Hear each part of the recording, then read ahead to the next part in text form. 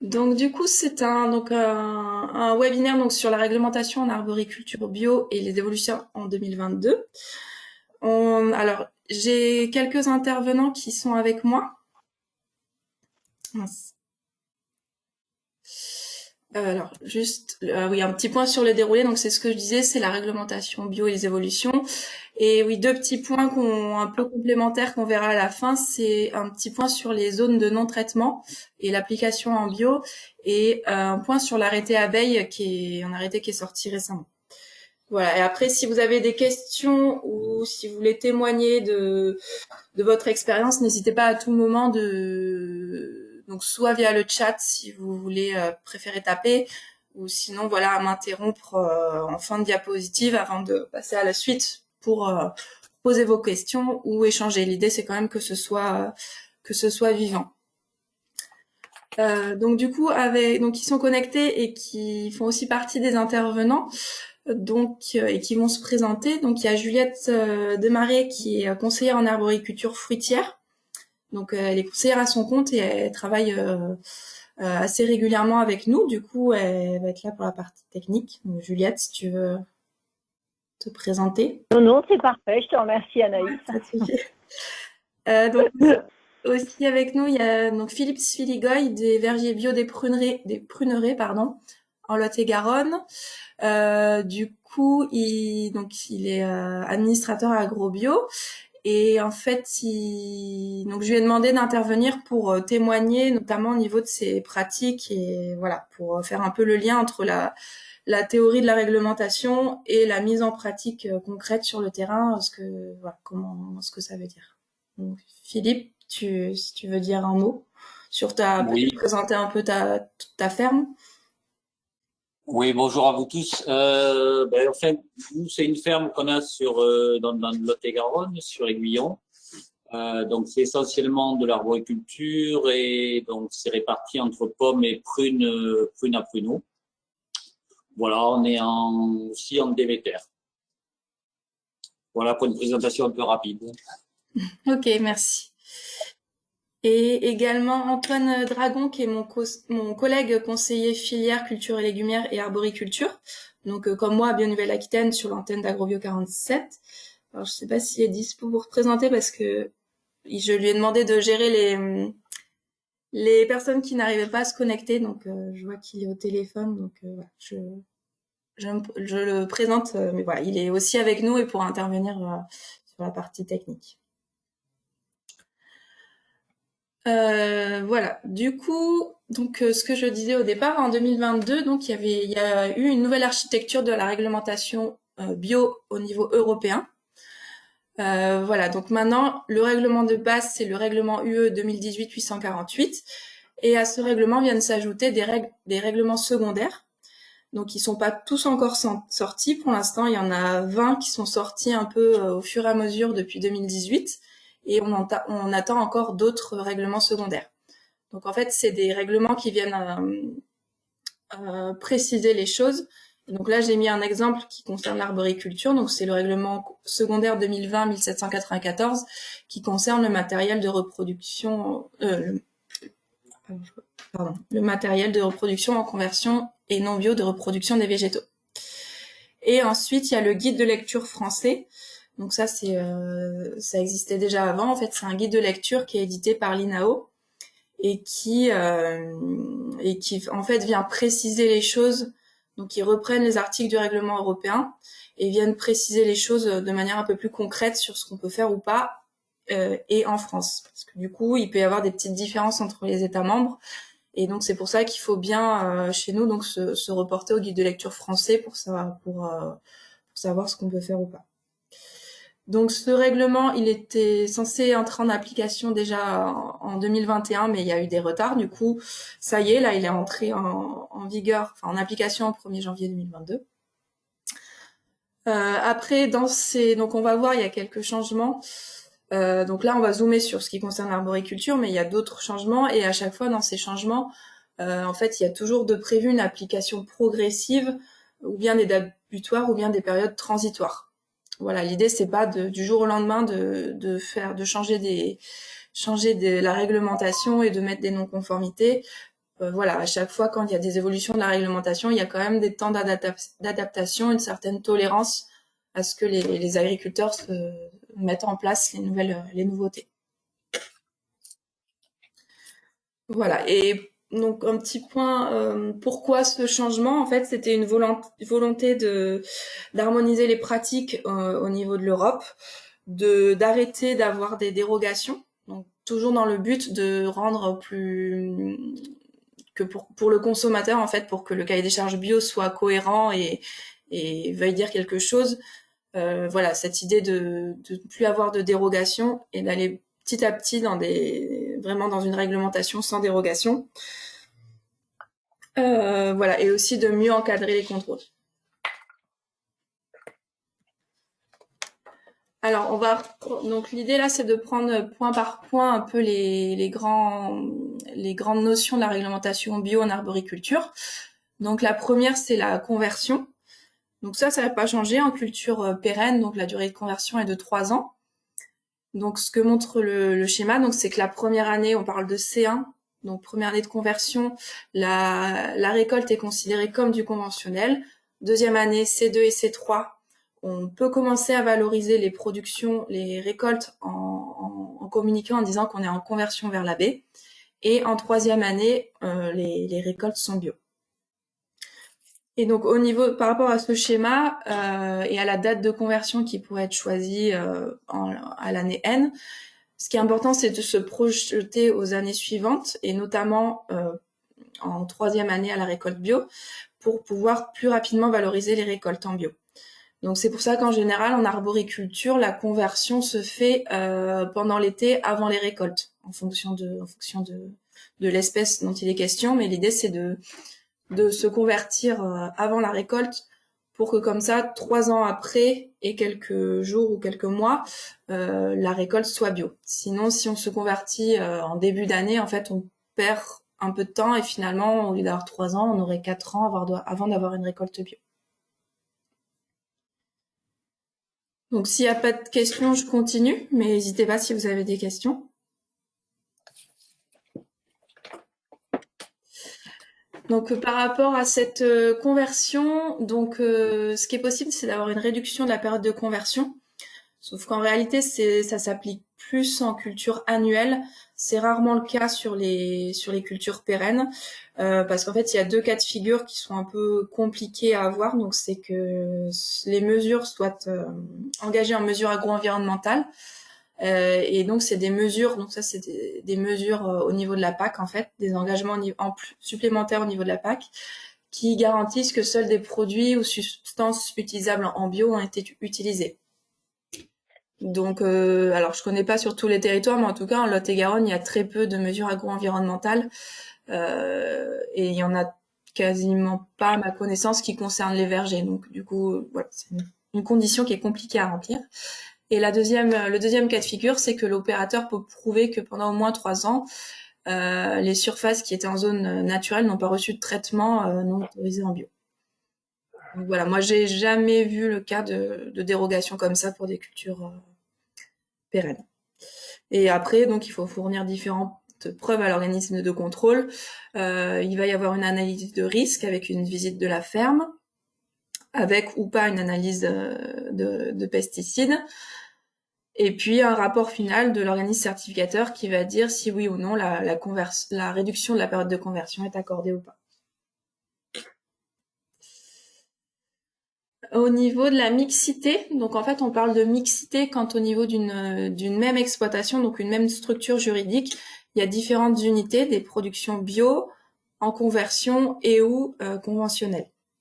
Donc c'est des unités qui sont clairement identifiées et séparées, et on peut être mixte comme ça uniquement sur des variétés facilement distinguables, que les variétés soient facilement distinguables entre le bio et le conventionnel. Donc, au niveau d'une exploitation, ce qui est autorisé, c'est d'avoir différents ateliers, des bio et des conventionnels. Par exemple, on peut avoir un verger en bio et des céréales en conventionnel. Et après, en arboriculture, on peut avoir une même espèce en bio et en conventionnel. Par contre, il faut qu'elle soit distinguable à l'œil nu. Par exemple, au niveau des pommier, on peut avoir une variété de pommes jaunes en bio et une variété de pommes rouges en conventionnel. Et l'autre cas donc où il y a de la mixité, c'est quand on prévoit un plan de conversion. Donc ça, c'est par dérogation, où en fait on peut avoir on peut engager en bio son verger de manière progressive. C'est-à-dire que petit à petit, chaque année, on va engager des parcelles supplémentaires. Par contre, il faut qu'au bout de 5 ans, tout le verger soit bio. Donc là, c'est là qu'il y a eu un petit changement au 1er janvier. C'est qu'avant, il fallait que au bout de 5 ans, toutes les parcelles soient engagées en bio. Donc pas forcément bio, mais engagées en conversion. Et là, ce qui a changé, c'est que au bout des 5 ans, il faut que tout soit bio, donc que la conversion soit finie. Donc c'est-à-dire que si on s'engage en année N, donc on engage la première parcelle, en deuxième année, on engage d'autres parcelles, et ensuite en année N+2, il faut que toutes les parcelles soient engagées en conversion, pour que donc à N+5, la ferme soit 100% bio et qu'il n'y ait plus de conversion. Donc là, dans ce cas-là, on sera pendant 5 ans en mixité avec des parcelles qui sont en bio, enfin en conversion, et d'autres qui sont encore en conventionnel. Et même dans la conversion, il y aura du C1, du C2, du C3, donc voilà, il y aura de la mixité. Et donc, dans ces cas de mixité, ce qu'il faut, c'est prévenir l'organisme de contrôle au moins 48 heures avant la récolte, pour préciser voilà, que la récolte va être faite, qu'il va y avoir du bio, du conventionnel ou du conversion. Et il faut aussi rédiger un plan de conversion et des mesures de séparation qui sont validées chaque année pendant la durée du plan. Donc ça, voilà, quand on rentre dans ce plan-là, il faut vraiment être en contact avec l'organisme certificateur pour bien valider ce plan et que tout se passe bien. Du coup, Philippe, je sais pas si tu veux témoigner sur toi ta conversion, si tu as fait ce plan sur plusieurs années.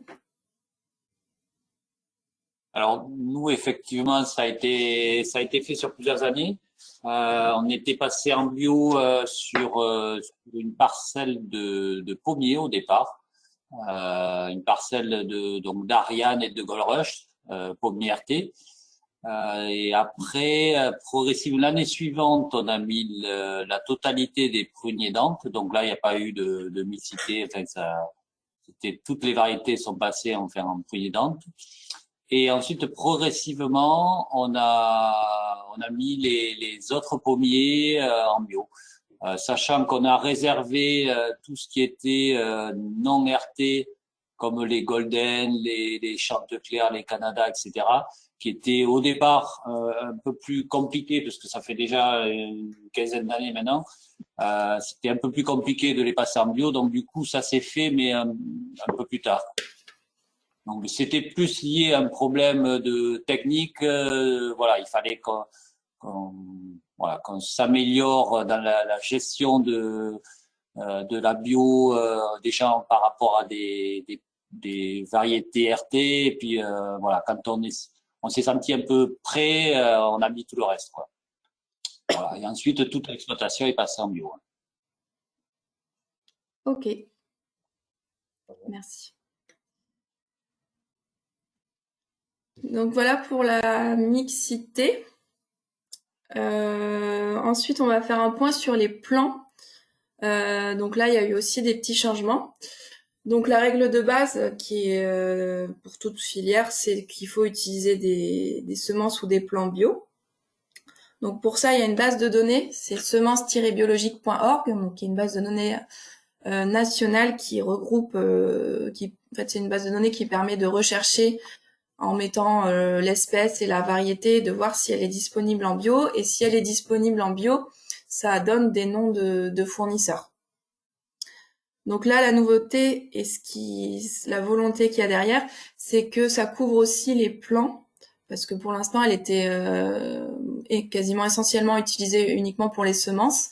Et là, l'idée, c'est que les plants, que ce soit en arboriculture ou même en viticulture, que les plants apparaissent aussi dans cette base de données. Donc, c'est une base de données qui est vouée à s'étoffer. Voilà, donc ce qu'il faut en bio, donc c'est que le matériel de reproduction des végétaux soit certifié bio, donc issu d'une production bio, que ce soit pour le porte-greffe ou le greffon. Et à part pour la culture de méristèque, la multiplication des végétaux se fait aussi selon le règlement bio, donc que ce soit les graines, les stolons, les glyphes, les plants, etc.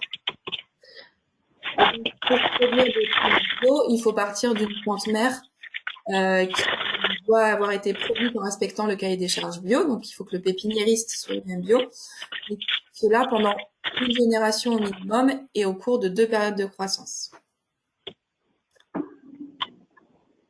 Donc, au niveau des dernières actualités, donc là, c'est quand on va sur le site Semences Biologiques, là, en février, en fait, ils ont mis ce message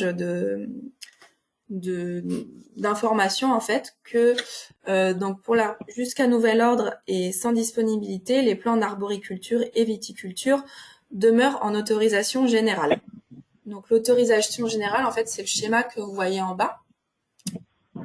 En fait, là, c'est les 4 statuts qui sont pour les plants et les semences, en fait, et l'objectif, c'est d'évoluer. En fait, là, on part d'une autorisation générale, c'est-à-dire qu'il y a une disponibilité sur le territoire, donc la dérogation pour prendre des plants bio, des plants conventionnels non traités est donnée de manière systématique. Et l'objectif, c'est d'aller jusqu'à un système hors dérogation, c'est-à-dire quand ce sera le cas, qu'il y aura une forte disponibilité en plan bio et que du coup, dans ce cas-là, les dérogations pour prendre du conventionnel ne seront plus accordées. Donc voilà, donc là, actuellement, en tout cas pour ce début d'année, les agriculteurs peuvent donc temporairement utiliser des plants issus de l'agriculture conventionnelle, par contre non traités. Et ce qu'il faut faire dans tous les cas, même s'il n'y a pas besoin de dérogation, il faut quand même aller sur ce site semencebiologique.org pour enregistrer les intentions de plantation. Donc voilà, ça c'est un peu la nouveauté 2022. Donc l'objectif, c'est que ce système de prenne fin en décembre 2036, le temps que les pépiniéristes se mettent à produire des plants bio. Donc voilà, donc là actuellement, vous pouvez utiliser des plants conventionnels non traités en déclarant sur le site et à terme, donc j'ai mis à terme parce qu'il n'y a pas encore de date butoir. Voilà, ça va dépendre aussi de l'avancée des pépiniéristes pour fournir des plants bio. Mais à terme, l'objectif, c'est de planter des variétés issues de l'agriculture biologique. Et donc, pour anticiper pour les années à venir, donc pas pour cette année, je pense pour cette année, on va rester sur ce système dérogatoire, mais pour les années suivantes, il faudra donc contacter les fournisseurs de plants biologiques pour contractualiser avec eux en prévision des futures plantations. Donc, ça pourrait être, c'est pas encore acté, mais ça pourrait être pour les plantations de 2023. Et donc, en cas d'indisponibilité en bio, la dérogation est à demander au moins 18 mois avant plantation. Donc, on va anticiper. Les 18 mois, en fait, c'est pour permettre à l'agriculteur de passer commande auprès de son pépiniériste bio et donc de lui donner le temps d'élaborer le plan bio. Et donc, comme ça, si on laisse le temps au pépiniériste bio d'aller se fournir en conventionnel et donc de donner une dérogation. Donc, en fait, à terme, ce qui s'affichera sur la base de données, c'est la disponibilité en bio dans les 2 mois, pas l'offre en bio au moment où vous consultez la base de données. Voilà. Et après, on trouvera aussi des plans en conversion et dans ce cas-là, il n'y aura pas besoin de dérogation.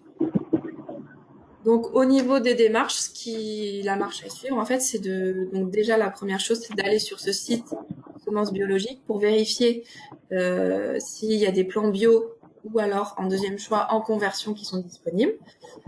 Si ce n'est pas disponible, donc actuellement, on fait juste une déclaration de plantation et à terme, il faudra, s'il n'y a toujours pas de disponibilité, il faudra demander une dérogation, donc via le site ou via votre organisme certificateur.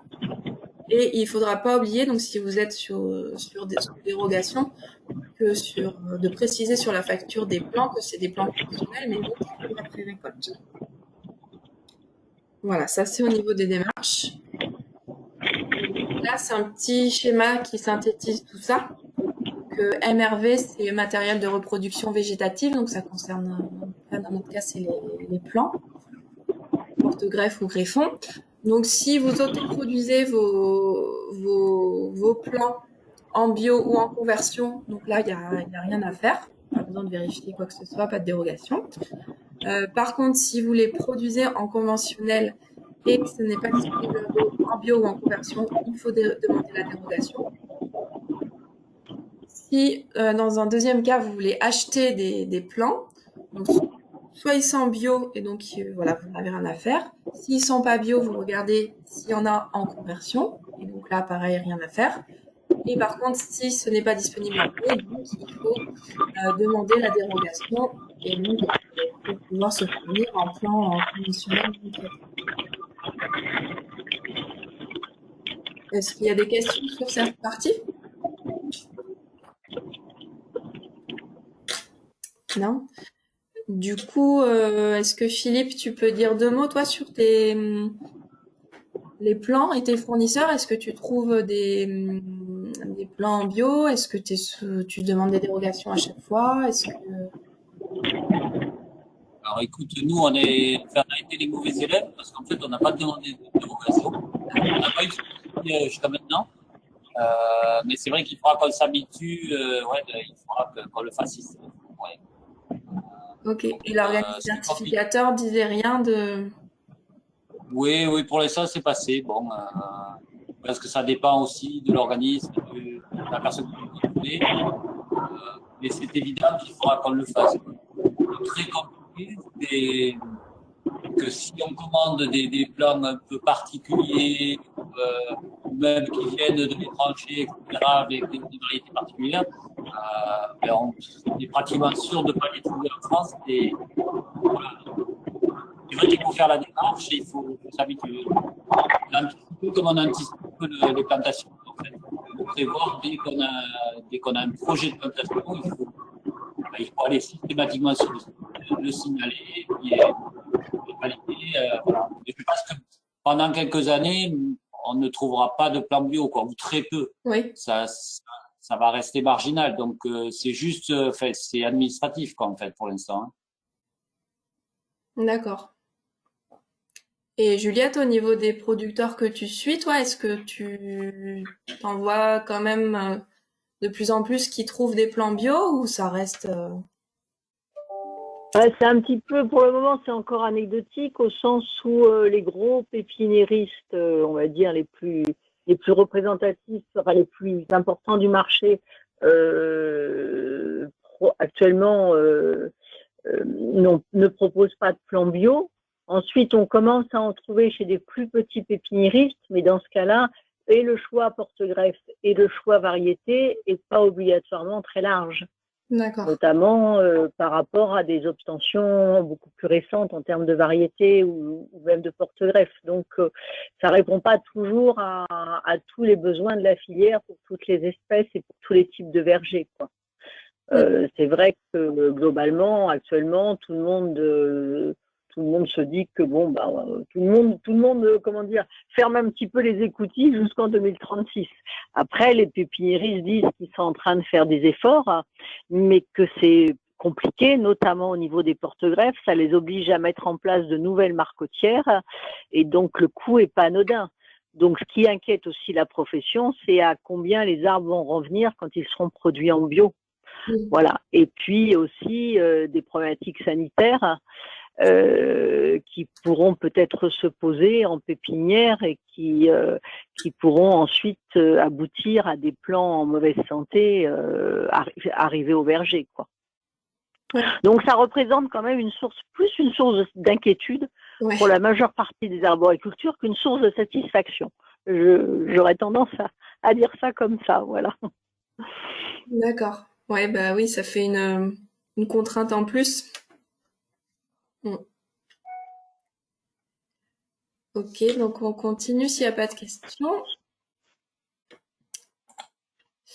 Alors, le point suivant, c'est sur la gestion et la fertilisation des sols.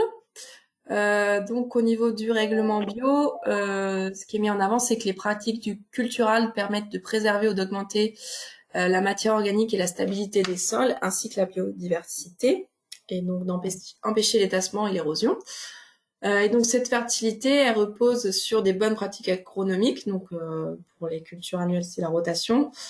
Et donc là, la nouvelle notion avant, la notion de légumineuse était conseillée. Maintenant, elle est devenue obligatoire. Donc en fait, donc en culture annuelle, il faut obligatoirement une légumineuse dans la rotation ou des engrais verts. Et donc, comment ça s'applique en culture pérenne, parce que c'est compliqué de faire des rotations. Donc, ce qui va être, qui est censé être obligatoire, c'est d'intégrer des cultures d'engrais verts et ou de légumineuses à court terme et de la diversité végétale. Donc voilà, là il y a ce à court terme qui est encore un peu flou. Donc en fait, on n'a pas plus d'infos que ça. Pour l'instant, il y a encore des discussions qui sont en cours au niveau de l'INAO. Et donc pour le moment, les organismes certificateurs ne mettent pas de non-conformité. Donc certainement, ils vous en parleront parce que c'est quelque chose qui va être amené à arriver à terme. Mais voilà, il y aura pas actuellement, si vous n'avez pas d'engrais vert, il y aura pas de non-conformité. Voilà, et après la fertilité, ça repose donc sur l'épandage d'effluents d'élevage ou de matière organique, de préférence compostée. Philippe, est-ce que toi, les engrais verts, c'est quelque chose que tu fais chez toi? Oui, ben comme dans beaucoup d'exploitations arboricoles, je pense que en fait c'est dommage qu'il faille passer par une réglementation pour s'y mettre quoi. Donc je Oui, pense qu'on a tous pris conscience que ça apportait quelque chose au niveau du sol, que c'était intéressant. Bon, il faut qu'on travaille énormément sur un plan technique, voilà, parce que je crois qu'il y a plein de choses à faire là-dessus. Donc je pense que c'est des pratiques quand on fait un peu le tour des vergers en général, voilà, on le voit un peu partout et tant mieux quoi. Donc ouais. bon, je pense qu'on n'aura pas trop de soucis là-dessus quoi. Mm. Ça, puisque ça a quand même un intérêt, ça a un intérêt réel pour les sols quoi. Donc je pense qu'on s'y mettra tous. Autant pour les plants, on pourrait se dire, ben effectivement quand on plante même si c'est pas un plan bio, il faut quand même 2, 3 ou 4 ans avant que ça produise. Donc c'est un peu le délai, voilà, c'est le délai de conversion. Donc là, ça paraît un peu poussé, alors que là, effectivement, quand ça a un intérêt pour le sol, ben, ça a un intérêt pour nous les producteurs, quoi. Ouais. Donc je pense que ça, ce sera pas trop un souci en fait. Alors reste à définir sur quelle quantité ou sur quelle surface ils veulent qu'on applique ces couverts. Parce que souvent, en tout cas, en ce qui nous concerne, ça peut être un rang sur deux, ça peut être localisé en bordure du rang ou au milieu du rang. Donc, qu'est-ce qui sera toléré voilà, est-ce que c'est vraiment un couvert total ou un couvert partiel là encore, ça va être sûrement par rapport à ce que va dire le contrôleur ou l'organisme de contrôle, quoi. Oui, bah, je pense que c'est ça qui est en discussion en ce moment à l'INAO, c'est de quelle est la règle pour contrôler ça, quoi. Est-ce que c'est un pourcentage de la surface? Est-ce que c'est un rang sur deux? Mais ça, Excusez-moi. oui.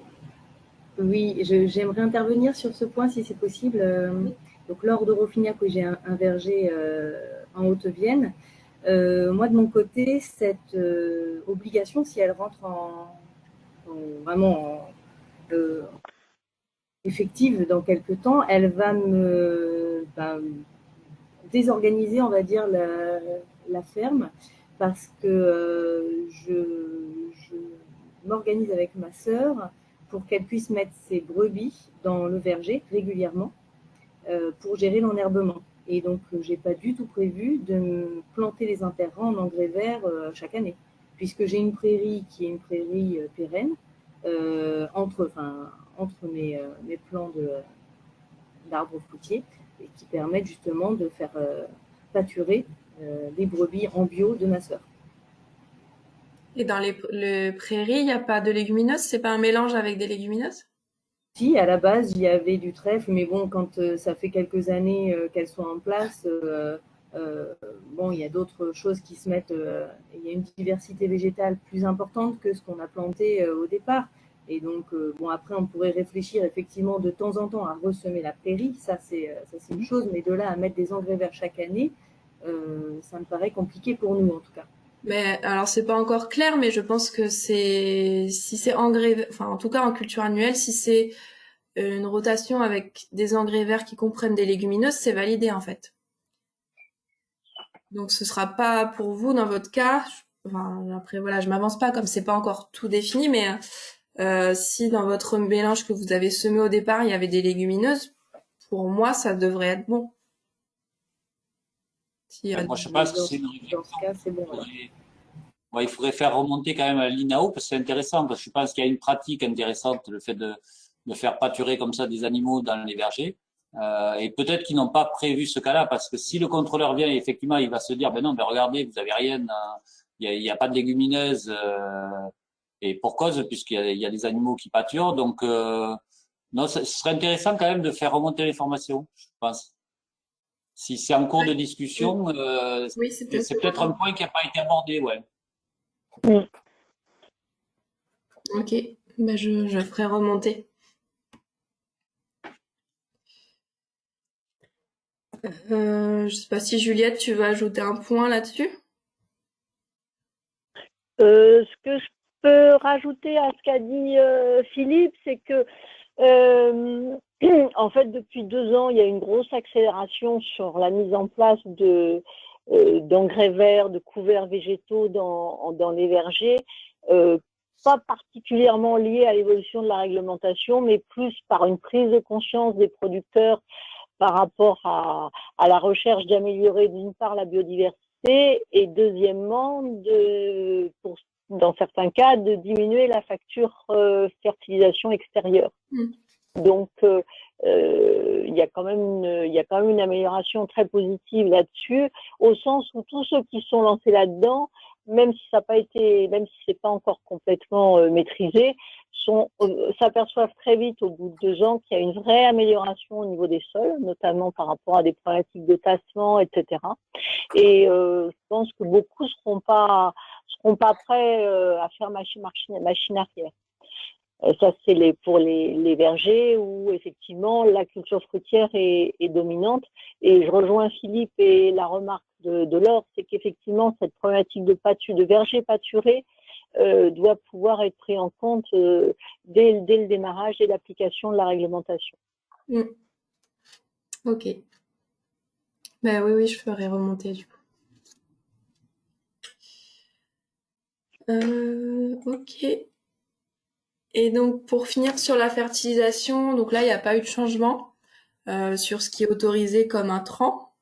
Donc tout ce qui est matière organique issue d'élevage, donc bio ou non bio, voilà, les fumiers, les fientes, les lisiers sont autorisés. Hors élevage dit industriel. Donc ça, la notion de élevage industriel, c'est une notion qui a été déjà précisée. Alors je sais plus si c'était l'an dernier ou en 2020.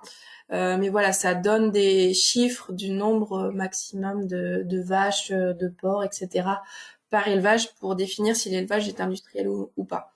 Sachant qu'on est même dans des chiffres assez conséquents, quoi. C'est vraiment voilà, élevage industriel.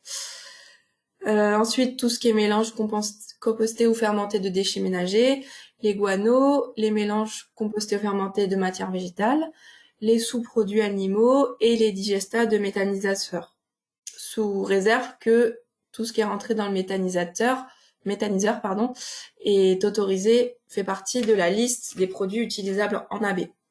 Donc en fait, la liste des engrais amendements utilisables en AB, elle est disponible dans le règlement 2021-1165 annexe 2, où là vous avez toute la liste de plus de précision sur tout ce qui est autorisé comme intrant. Voilà, et tout ce qui est préparation biodynamique sont bien sûr toujours autorisés. Bon, il n'y a pas de nouveauté sur ce point-là. La nouveauté, c'est vraiment cette histoire de légumineuses et d'engrais verts. Au niveau de la gestion des adventices et des ravageurs, pareil, là, il n'y a pas de changement. Donc, ce que dit le règlement, c'est que ça repose sur les prédateurs naturels, sur le piégeage, le choix variétal hétérogène et les techniques culturales. Donc petite notion aussi qui est peut-être pas trop connue, c'est qu'il faut que les pièges diffuseurs, donc notamment sur la phéromone, soient retirés après utilisation et éliminés. Bon, ça, je pense que c'est quelque chose qui est quand même qui peut être voilà, qui est fait dans les vergers. Et donc pareil sur internet, vous pouvez retrouver la liste des intrants utilisables en AB. Donc toujours le même règlement, mais l'annexe 1. Donc voilà. Donc en bio, il faut bien vérifier que le produit est autorisé, donc à une AMM, et est autorisé en bio en France. Donc c'est pour ça. En général, les fournisseurs sont au courant et vont pas vous vendre des produits interdits. Mais bon, faut faire attention pour s'il y a des produits qui viennent de l'étranger, c'est peut-être plus pour les personnes qui sont frontaliers. Mais voilà, à ce niveau-là, il n'y a pas trop de changements. Il n'y a pas de questions sur cette partie?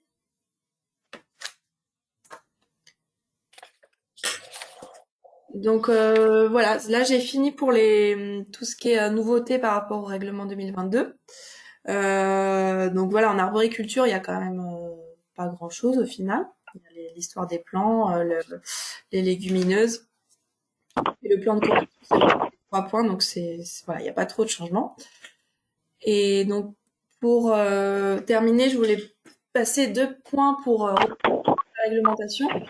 Donc l'histoire de la réglementation à proprement parler bio, là on est dans la réglementation générale liée aux produits phytosanitaires. Donc que ce soit des produits conventionnels ou bio, ils font partie c'est des produits phytosanitaires, donc ils ont aussi une réglementation. Et donc notamment, je voulais faire un point sur les zones de non-traitement et quelles étaient les conséquences pour les producteurs bio. Donc ces zones de non-traitement, ça vient d'un arrêté de 2019 qui fixe les distances de sécurité à respecter entre les habitations et le début des traitements au champ. Donc la règle générale, c'est qu'il faut donc laisser 20 mètres qui sont incompressibles. Donc après, on verra qu'il y a encore une fois des dérogations et des cas particuliers. Mais en tout cas, il y a 20 mètres qui sont incompressibles pour les pesticides qui sont les plus dangereux et qui ont sur l'étiquette les mentions à risque que vous voyez là, donc H, etc. Et qui sont perturbateurs endocriniens. Donc là, c'est 20 mètres incompressibles. Et ensuite, c'est 10 mètres, donc pour ce qui nous concerne, donc les épandages hauts, notamment en arboriculture, et 5 mètres pour les épandages bas, comme pour, par exemple, le maraîchage ou les grandes cultures. Donc ça, c'était les règles générales. Ensuite, ce qui est possible, c'est de réduire ces distances à 2 conditions cumulatives. Donc là, ça concerne donc les 10 mètres et les 5 mètres pour les épandages hauts et bas. Pour les 20 mètres, ce que je vous disais, c'est incompressible, donc là, il n'y aura pas de réduction possible. Et donc, pour ces 5 mètres et ces 10 mètres, les 2 conditions à remplir, c'est qu'il faut qu'il y ait une charte locale d'engagement. Alors, chez nous, en Lot-et-Garonne, elle est rédigée par la FDSEA et validée par le préfet. Donc, dans les autres départements, je ne sais pas si c'est aussi la FDSEA, enfin la FDSEA et les JA chez nous. Donc en fait, il rédige cette charte et le préfet la valide. Et en fait, cette charte elle fixe un cadre de dialogue entre riverains et agriculteurs et elle propose des mesures pour diminuer l'exposition des populations. Donc vous pouvez la trouver sur internet, mais voilà, en fait, elle reprend comment dire, elle reprend la réglementation et ce que les agriculteurs doivent de toute manière respecter. Et voilà. Et donc en janvier 2022, il y a eu un petit changement, c'est qu'il y a eu un nouvel arrêté qui vient préciser les modalités de consultation donc pour la rédaction de ces chartes et qui étend la ZNT aux lieux qui accueillent régulièrement des travailleurs. Donc du coup, en ce moment-là, la FDSEA travaille à remettre à jour cette charte. Donc il faut qu'elle soit validée par le préfet avant juillet. Et les principaux changements qu'il va y avoir, en fait, c'est une obligation d'activer le gyrophare au moment du traitement et pour le lien avec les riverains, de mettre à disposition des BSV dans les mairies. Donc voilà, ça c'est des petites nouveautés. Et donc nous, donc je connais pas sur tous les départements, mais en tout cas en Lot-et-Garonne, cette charte locale, elle existe. Donc c'est la première condition. Et la deuxième condition, c'est d'utiliser un matériel de pulvérisation anti-dérive. Donc là, il y a une liste éditée par le ministère que vous pouvez trouver sur Internet. Et ou avoir recours à d'autres moyens pour empêcher la dérive, et donc notamment toutes les barrières physiques comme les haies ou les filets. Voilà. Et donc ces deux conditions cumulatives, donc pour le Lot-et-Garonne, elles ont été validées. Et en fait, ce qu'on retrouve dans la charte de la FDSEA du Lot-et-Garonne, c'est que pour les épandages hauts, c'est passé de 10 mètres à 5 mètres. Et pour les épandages bas, c'est passé de 5 mètres à 3 mètres si la réduction du niveau de la dérive est supérieure à 66%. Donc du coup, il faut quand même prouver que le matériel de traitement permet de réduire la dérive. Ensuite, en bio, donc un petit zoom sur... donc là, c'était les règles pour tous les produits phyto. Après, donc pour les produits qui sont utilisables en bio, donc en fait, il y a 4 types de produits où cette réglementation ne s'applique pas. Donc, il y a tout ce qui est les substances de base, les substances à faible risque, les produits de biocontrôle et les produits utilisables en AB. Donc, qui sont listés dans la liste le lien que je vous avais mis tout à l'heure. Donc là, il y a une dérogation, enfin pas une dérogation, c'est que là, il n'y a pas de ZNT. On peut traiter jusqu'à la limite des riverains. Les exceptions, c'est donc sur ces produits utilisables en bio, c'est si l'AMM du produit précise qu'il y a une ZNT riverain. Donc là, j'ai pas la liste, mais il y a certains produits qui sont autorisés en bio, mais qui ont quand même une ZNT riverain. Donc là, il faut, du coup, si elle est indiquée sur le produit, il faut la respecter, même si c'est un produit bio. Et donc ça, c'est une info que vous pouvez retrouver sur le site IFI, qui est le site du gouvernement. Donc en fait, vous allez sur la fiche produit, donc vous tapez le nom commercial ou la matière active de votre produit. Vous allez dans conditions d'emploi, général riverain, et si dans la catégorie riverain, il n'y a rien, il n'y a pas de catégorie riverain, alors ça veut dire qu'il n'y a pas de ZNT riverain. Et donc s'il y a quelque chose dans cette catégorie-là, vous aurez à respecter dans cette catégorie. Et après, dans les produits utilisables en AB, il y a aussi certains produits qui ont les phrases de risque que j'ai nommées plus haut, ou alors des perturbateurs endocriniens, donc qui sont dans le cas des distances de 20 mètres incompressibles. Et là, parmi les produits utilisables en bio, donc ça a peut-être évolué, mais en tout cas, ce qui était ressorti, c'est que le seul concerné, c'était le Copless. Donc, il peut avoir d'autres noms commerciaux, microscope ou cuproflash BP. Et donc, c'est un fongicide à base de cuivre qui est autorisé dans les vergers. Donc là, c'est alors à ma connaissance, mais ça a peut-être évolué depuis. En tout cas, au moment où on a fait la recherche, c'était le seul produit utilisable en bio qui a vraiment ces 20 mètres de ZNT incompressible. Voilà, est-ce qu'il y a des questions sur ces ZNT? Oui. Bonjour, excusez-moi, c'est Bonjour. pour le voisinage en fait. Parce que si j'ai un voisin qui lui s'en préoccupe pas, qui traite à outrance et qui est pas en bio, qui n'utilise pas des produits comme préconisé, et des produits que je ne connais pas.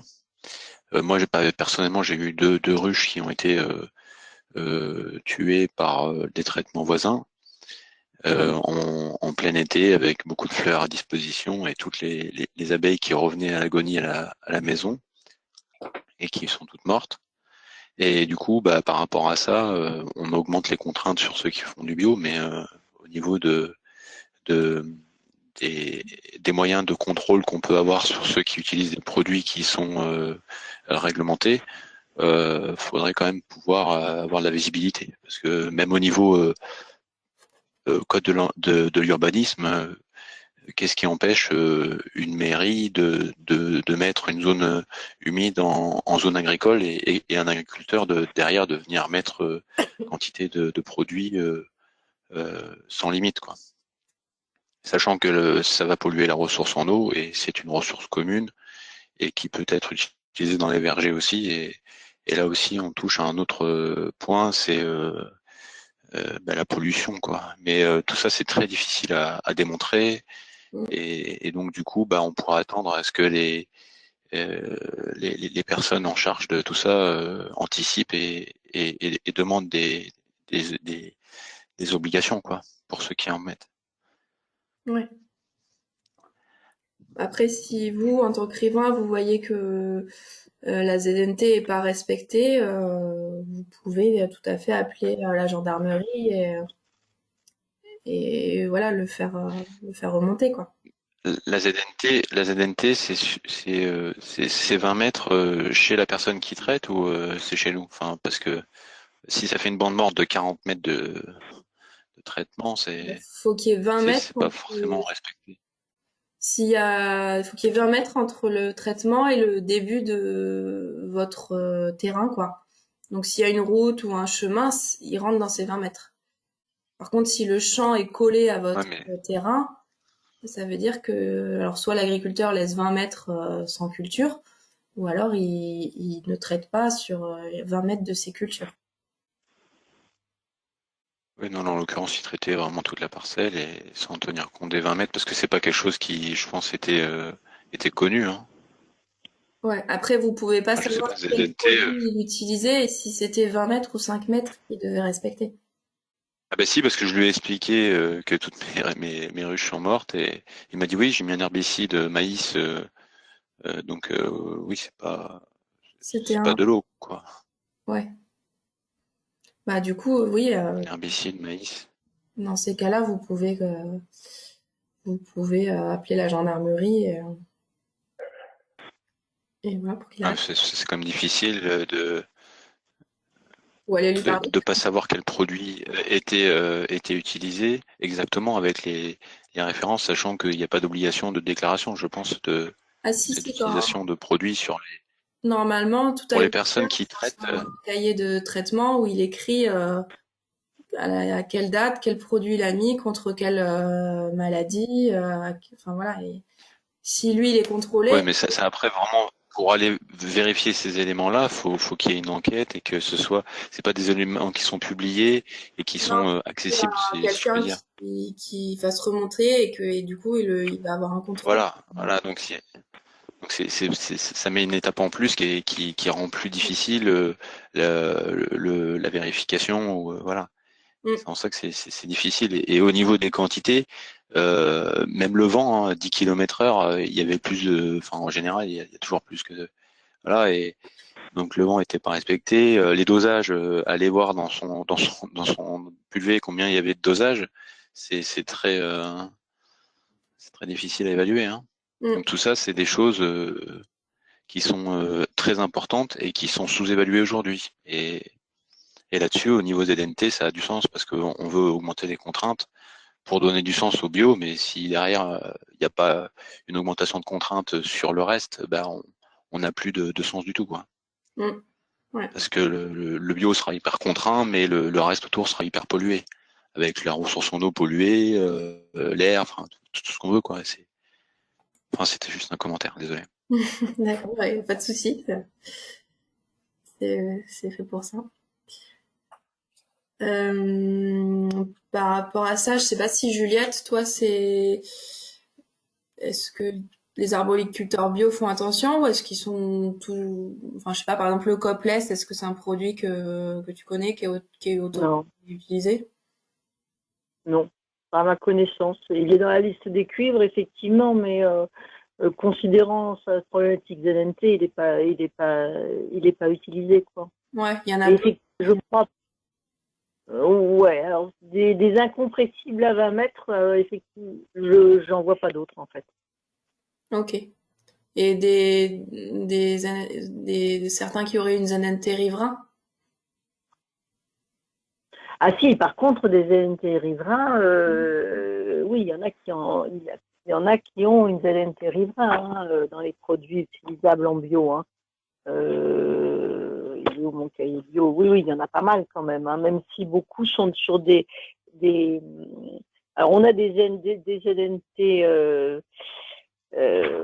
enfin il y en a beaucoup. Non, il y en a pas énormément. Dans ce qu'on a en arbo, à ma connaissance, il y a le Success qui dispose d'une ZNT riverain. Il y a les Mimazal et les Coezoicos. C'est le Curatio aussi qui dispose d'une ZNT riverain de 10 mètres. Le Castol, qui n'a pas eu de dérogation cette année, a également une ZNT riverain de 10 mètres.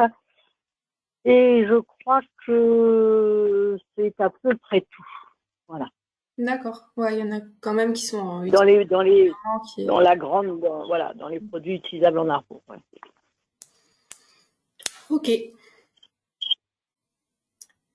Bon, s'il n'y a plus de questions, on va voir le dernier point. Donc c'est sur l'arrêté abeilles. Donc on va parler des abeilles, qui est sorti en novembre 2021 et qui est entré en vigueur aussi là au 1er janvier. Donc l'objectif de cet arrêté, c'est la protection des abeilles et pollinisateurs et la préservation des services de pollinisation lors de l'utilisation des produits phyto. Donc là, je vous ai remis ce que dit l'arrêté. Donc en fait, l'arrêté étend à tous les produits phyto le principe d'une évaluation de la possibilité d'utiliser un produit phyto pendant la période de floraison sur les cultures attractives pour les pollinisateurs et sur les zones de butinage, au regard du risque pour les pollinisateurs. Donc si le produit est autorisé par l'ANSES pour un usage pendant la floraison, le traitement, donc sauf cas particulier qu'on verra après, il y a toujours un cas particulier, le traitement doit être réalisé dans les 2 heures qui précèdent le coucher du soleil et dans les 3 heures qui suivent le coucher du soleil. Et l'arrêté prévoit des mesures transitoires et un calendrier de mise en œuvre de ces nouvelles dispositions. Voilà, donc les cas particuliers, c'est qu'il y a une extension de la plage horaire pour traiter les cultures attractives, mais aussi la possibilité pendant les 8 prochains mois, donc là en ce moment jusqu'en août, de réaliser des applications sans contrainte horaire si la température est suffisamment basse pour éviter la présence d'abeilles. Donc ça, ce cas particulier, c'est uniquement dans 2 cas. Donc pour assurer une protection efficace contre des bioagresseurs diurnes, et garantir l'efficacité d'un traitement fongicide ne pouvant l'être selon la période prévue. Voilà, du coup, je sais pas si vous avez des remarques là-dessus, si Philippe, par exemple, est-ce que c'est quelque chose c'est une nouveauté qui est contraignante pour toi ou c'est quelque chose auquel vous faisiez déjà attention? C'est une nouveauté un peu contraignante, oui, c'est sûr. Nous, depuis pas mal d'années, en fait, on avait décidé avec un apiculteur de mettre les ruches directement dans le verger. Donc, il y a une centaine de ruches avec plusieurs ruchers qui sont directement dans le verger. Et c'est vrai que depuis qu'il fait ça et qu'il déplace plus ses ruches, il a pratiquement plus de mortalité. Donc, et nous, ça nous permet en fait de vérifier, de constater que ce qu'on met dans le verger, ce qu'on applique dans le verger, ben respecte les abeilles. Je crois c'est vraiment le meilleur moyen, c'est de se dire ben voilà, quand on traite, donc du coup, ben effectivement, on fait attention. C'est quand même très compliqué parce que traiter la nuit, ben, d'abord, ça peut déranger des voisins. C'est difficile aussi si c'est des salariés qui traitent parce que, ben voilà, traiter la nuit, il y a un risque, c'est dangereux. Donc voilà, il n'y a pas que des avantages. Donc, ce qui est dommage, et moi je l'avais signalé quand ils ont commencé à réfléchir sur cette application, sur ce traité, et je leur disais, mais s'il peut y avoir des cas particuliers, un peu comme les miens, où on disait, si on peut garantir, nous, arboriculteurs, qu'on a des ruches dans les vergers et que ces ruches-là ne sont pas en danger, voilà, ça devrait pouvoir se faire comme ça, quoi. Mais malheureusement, mais voilà, il y a des textes qui sortent et puis du coup, donc les appliquer, c'est compliqué. A priori, je crois que dans le Tarn-et-Garonne, là, ces derniers jours, il y a eu un contrôle sur un agriculteur bio qui a été contrôlé, donc qui était en train de faire une application de Nimazal, donc pas aux bons horaires. Donc c'était des salariés, donc les contrôleurs ont demandé aux salariés d'arrêter. Ils ont posé des questions en disant qu'est-ce que vous êtes en train de mettre. Le salarié n'était pas en mesure de répondre. Bah du coup ils ont tout bloqué et ça a fini au poste et ça finit pratiquement en prison quoi. Et sûrement à la clé avec une pénalité importante. Donc je pense que même nous en tant que producteurs bio, on doit faire attention à tout ça. On doit être prudent et voilà et bien essayer de respecter au maximum ces textes-là. Ouais. Ok.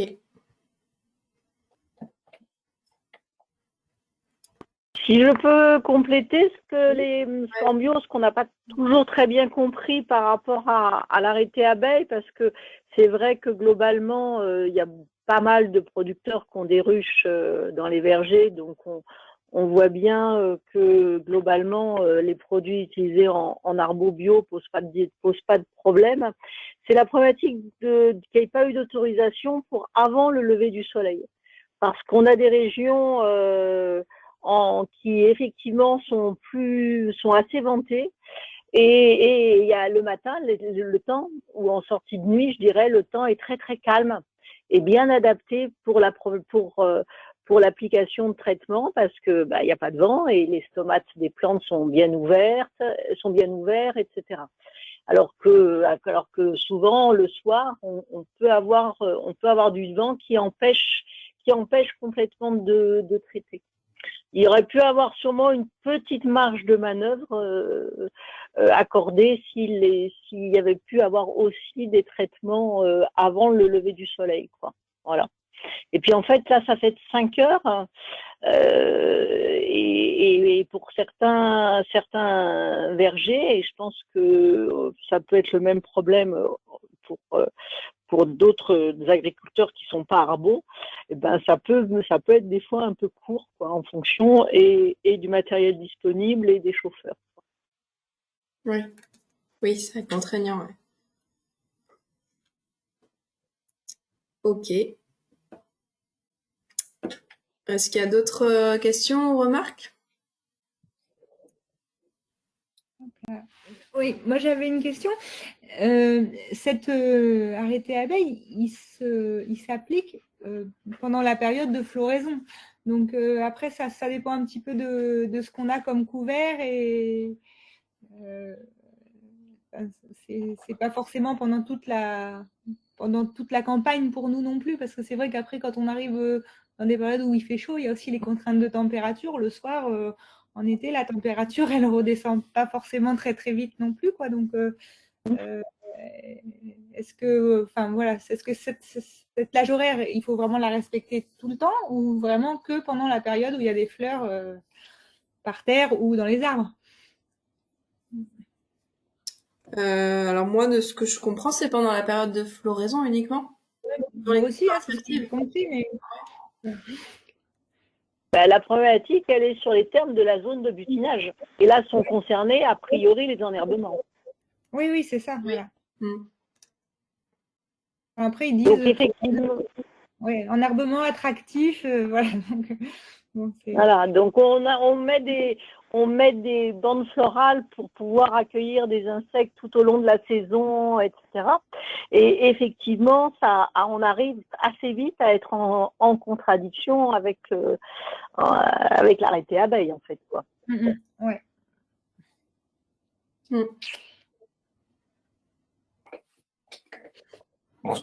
Bonsoir, je me permets d'intervenir concernant, je mets en image, voilà.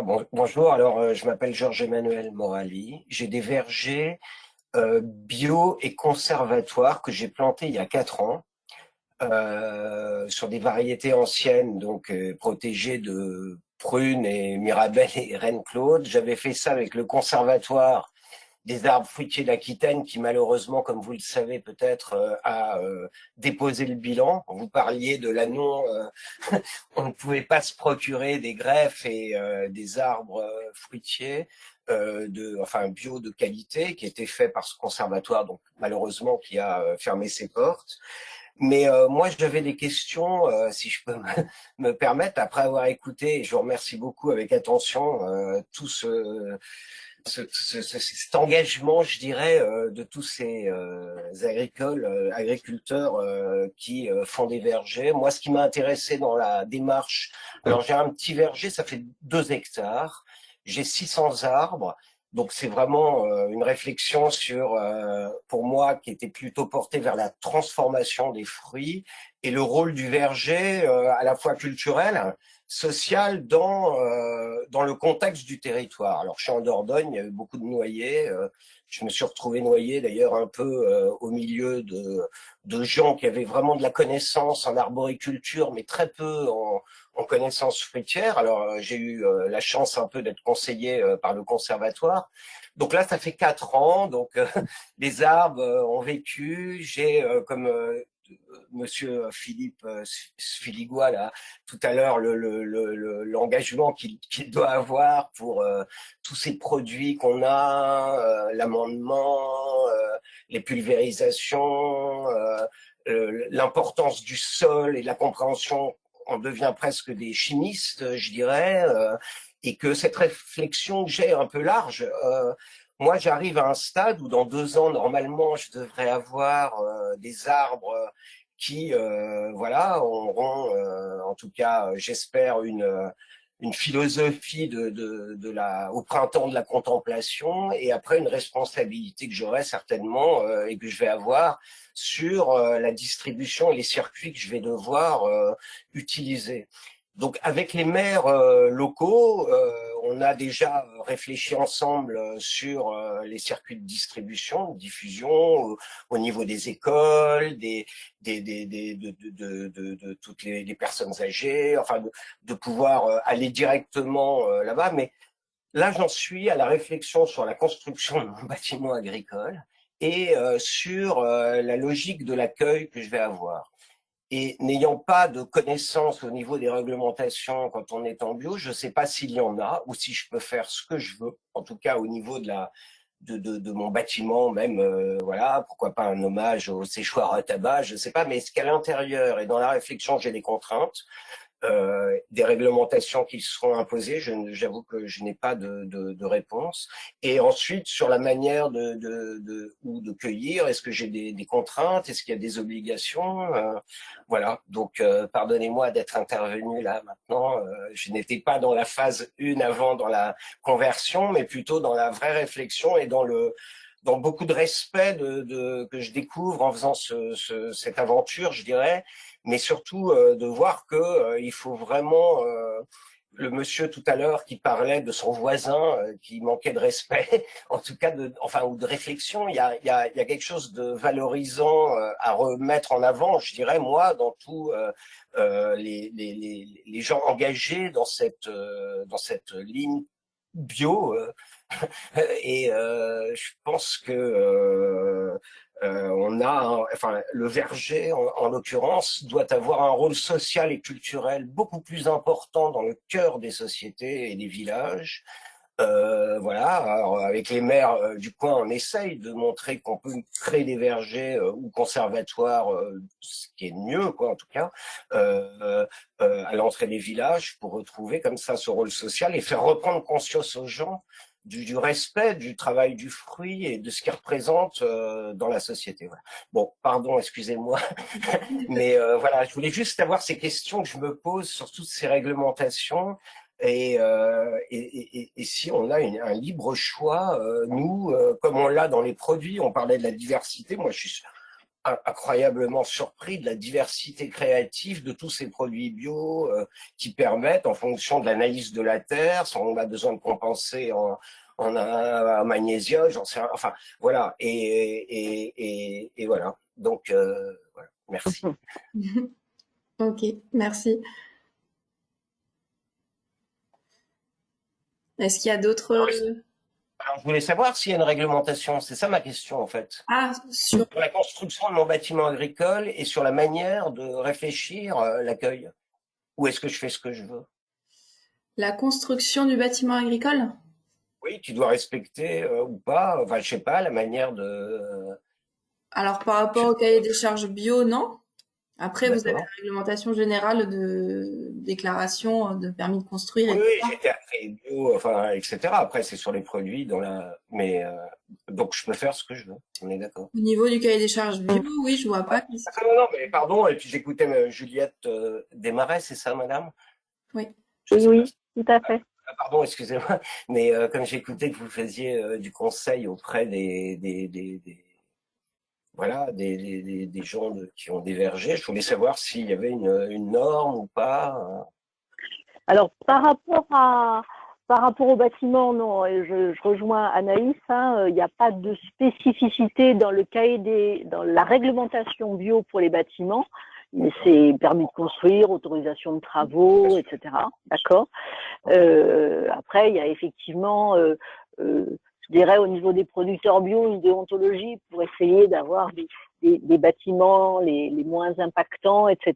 Il y a il y a on commence à voir même des bureaux d'études et des architectes qui effectivement s'intéressent à ça pour avoir des bâtiments agricoles passifs, etc. Voilà, mais c'est des démarches volontaires, on dira. Par rapport à la réglementation sur les récoltes, je crois que il y a pas de réelle obligation en dehors de problématiques phytosanitaires liées à des traitements, par exemple, post-récolte, qui sont totalement interdits en bio. Il y a aussi le fait que nos produits phytosanitaires ont des délais avant récolte qui doivent être impérativement respectés, qui peuvent être de 20 jours, d'une semaine. Ça dépend des études toxicologiques qui ont été faites au moment de l'attribution de l'autorisation de mise en marché. Par contre, Pardon, excusez-moi, l'autorisation de mise en marché, elle se fait par rapport à quoi? On envoie des échantillons? Ça, ce sont les sociétés les fabricants de produits phytosanitaires, etc., ou de biocontrôle, qui effectivement soumettent un dossier très épais avec beaucoup d'essais. Certains sont menés par les sociétés elles-mêmes, mais elles peuvent être aussi menées aussi au niveau des centres de recherche CTIFN, etc. Voilà, qui comportent un ensemble de documents qui doivent à la fois prouver l'efficacité du produit et son innocuité sur un certain nombre, par rapport à un certain nombre de tests, aussi bien sur les humains que sur le milieu aquatique, etc. C'est comme ça que les fameuses phases de risque dont parlait tout à l'heure Anaïs sont définies, en fait. Voilà. Donc, voilà. Donc là, il y a une réglementation qui, effectivement, est très rigoureuse et qui doit être suivie par les producteurs. Quant au choix qui détermine les dates de récolte,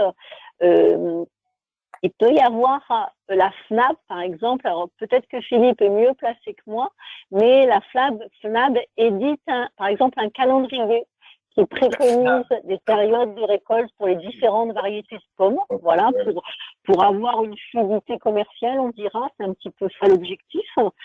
Je pense que c'est en partie suivi, voilà, on dira ça comme ça.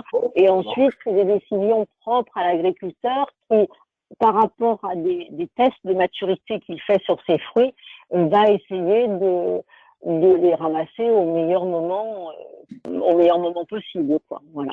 D'accord. Bon, merci beaucoup. Je vous en prie. C'est sûr que par rapport aux récoltes de ces fruits-là, l'idée c'est de regarder un peu le sucre, l'acidité. Il y a un moyen très simple, hein, enfin très facile. Donc après, ça c'est. Mais la force de votre verger, ce sera la diversité en fait des espèces. Exactement. Voilà. Donc à mon avis, moi j'ai pas de conseils à vous donner, mais ce serait plutôt d'éviter au maximum les traitements, même bio. Et de trouver plutôt l'équilibre voilà entre tous ces différents arbres et ce sera votre grande force quoi hein. Donc c'est très intéressant comme démarche, mais voilà après évidemment parce qu'on a du mal à appliquer c'est vrai que nos vergers un peu plus grands en surface posent des problèmes parce que de surface votre verger. Donc voilà. Du coup, voilà. Non, je sais pas. Mais c'est vrai qu'on s'écarte un peu peut-être du débat, mais. Oui, pardon. On va peut-être clôturer parce que je vois les personnes qui s'en Bien vont. sûr, bien sûr. Mais voilà, Merci beaucoup. continuer les échanges par mail, voilà, on peut aussi. Et j'avais juste une question, s'il vous plaît, Laure de Rofignac, je suis intervenue tout à l'heure. Concernant les aides bio, est-ce que vous savez si en arbo, ça va bouger ou pas? Non, il y a rien de. Alors en bio, c'est pas spécifique en arbo. L'aide conversion, elle est maintenue. Par contre, l'aide au maintien disparaît pour tous. Donc voilà. L'aide au maintien disparaît pour tous. Okay. Ouais. Après, il y a rien. Après, tout n'est pas encore acté, mais je vois rien de spécifique pour les arbos. On restera à peu près sur le même système. Excusez-moi, quand vous avez dit tout à l'heure qu'il y avait une demande qui devait être faite en une seule fois pour 5 ans pour une conversion, c'est-à-dire qu'on a droit à une seule conversion ou ça veut dire que si on rachète des terres, on peut les convertir aussi quand même? Enfin, Ah oui, oui, si après ouais. vous agrandissez, vous serez en bio sur la première partie et vous convertirez le reste. Oui, là, il n'y a pas de. Ouais, pas de problème. Ouais. Ouais, Anaïs, il y avait peut-être une question, là, je voyais dans le chat d'Elfie. Donc, en ce qui concerne la gestion des sols, il a été abordé la problématique des animaux pâturant dans le verger. Qu'en est-il des vergers enherbés pour faciliter la récolte comme les noyeraies? Donc, c'est vrai que les noyers, les noix sont ramassées souvent mécaniquement. Donc, ça demande un sol assez propre. Donc, c'est vrai que ça peut poser un problème pour ce genre de production.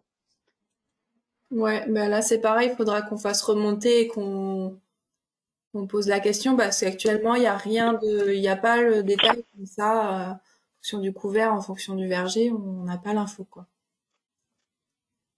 Et au niveau légumineuses, est-ce que des légumes peuvent être mis entre les rangs, type agroforesterie?